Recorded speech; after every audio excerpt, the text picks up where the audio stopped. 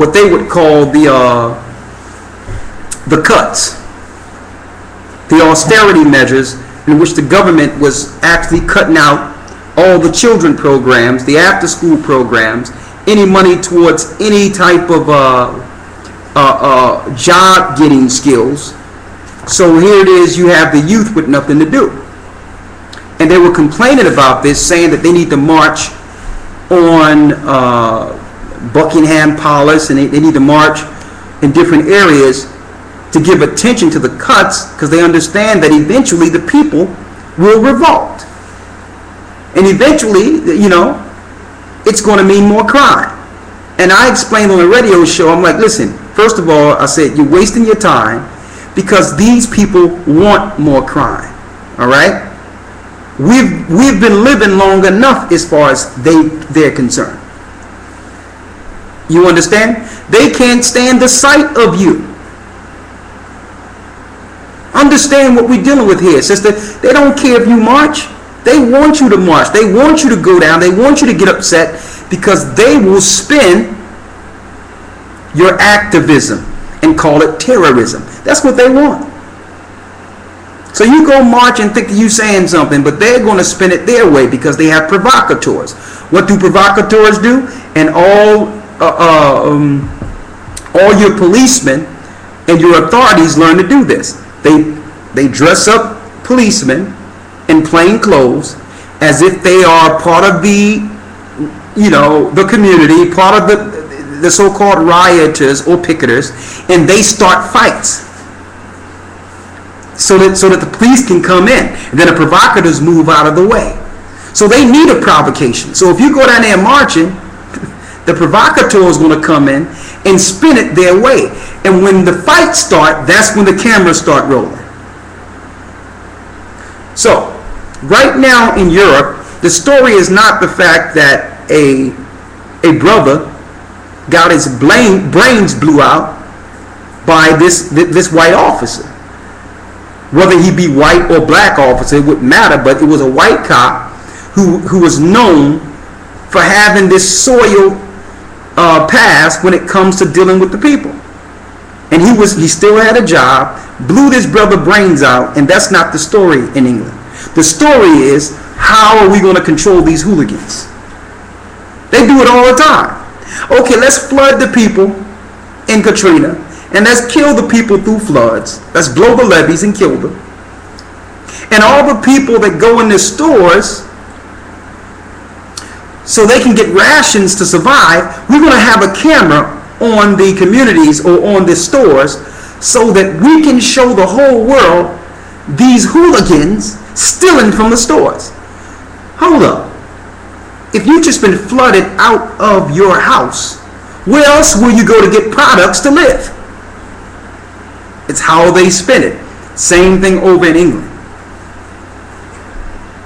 They use this, they told the policemen to stay back. Now, I don't know about you, but when I was young, if someone told you that you can go on a shopping spree for free for 2 hours and the cops won't do anything, I'm going shopping. Who wouldn't do that? Listen, they got 2 hours where you can go and get anything you want, and the policemen will do nothing. So the children started talking about it and say, yo, let's go downtown and let's get us, let's get a TV, let's get a few iPods. The cops not doing nothing. They just letting us take stuff. And the BBC was filming the whole time. And the policemen were a block away and couldn't do anything. They was ordered to stand down. What comes from that? Now, they have an excuse to go against the minorities now. They got the vigilantes standing up now. These other nations, white people, Asians. Then you had 3 Asians or 3 Arabs mysteriously killed by someone running them over, and no one caught this person. That was a provocateur. It was probably government. They need this racial tension brewing so they can bring forth martial law. And I'm going to say this now. This is just the beginning of what's going to happen over in England. England is usually a test ground for what they're about to do in America. That's a testing ground. The austerity measures have happened in America as well as all over Europe, including England. So there's no jobs. The unions are not allowing people to get jobs anymore. There's no work. All the jobs are offshores. Corporations make more money if they pay cheaper labor. So why should I have a corporation in the United States and pay you $20 an hour when I can pay someone offshore, not too far from you, just outside your border? Why can't I just set the company up where they live and pay them $1.50 an hour? And I don't have to pay American taxes. That's a win-win. So you don't have a job. They didn't cut all your austerity measures. I mean, listen. Barack Obama already said it by raising the debt ceiling. He says, listen, we've been living beyond our means. That's his speech now. That's telling you, listen, we're about to cut everything. We're going to cut more of your jobs. Because, you've been doing too much already. You are a slave, okay? You are a slave, and, you've been operating free.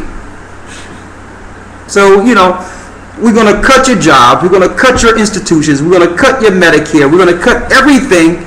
And let me tell you, over 50% of Americans are on some type of government subsidy. Which means we're in a depression. But you don't see the bread lines because it's more of what you would call a higher ingenuity in how they instituted the bread lines.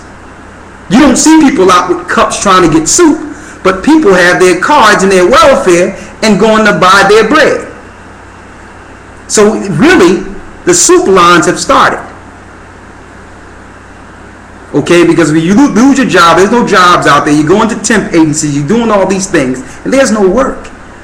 You have to go down and get assistance. This is what they want. They're moving everyone into a one-world system to depend on government. And of course, we wouldn't be bringing this out and not at the end say what can we do. Now, the Bible spoke of this happening, where people would start invading other people's houses for a lack of bread. Let's read it. Out of the Apocrypha, 2 Ezra 15.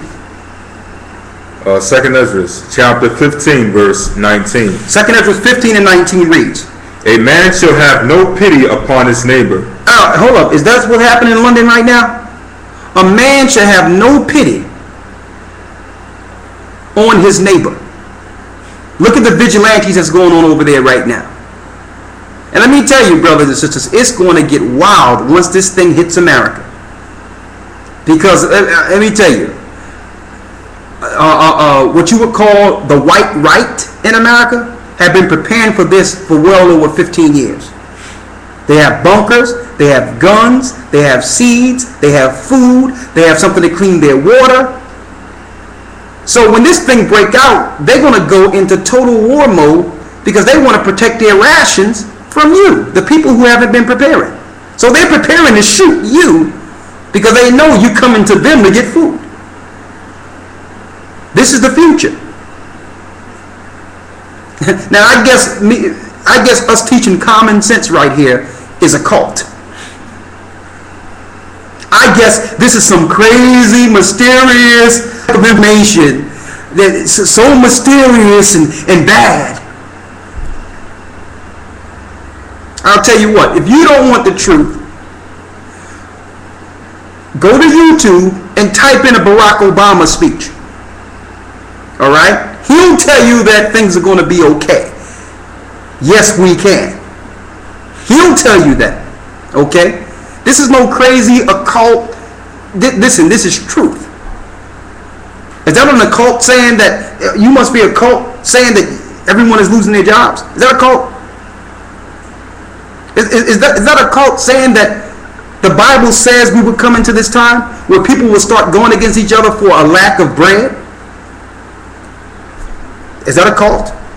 That you're Zionists who set up this implosion, set up the Federal Reserve that will eventually bankrupt the world and have you owe a debt that you didn't actually incur?